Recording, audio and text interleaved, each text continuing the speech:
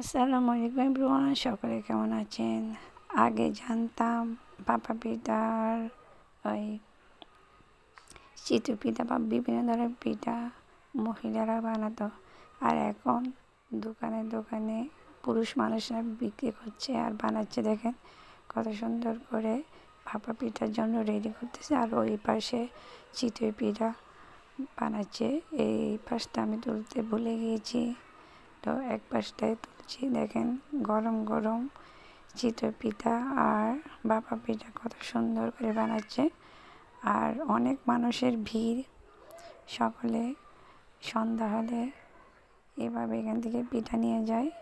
দেখেন এখন আধুনিক প্রযুক্তি, কত কিছু, সব কিছু এখন সহজ, সব কিছুই কেনা পাওয়া যায়।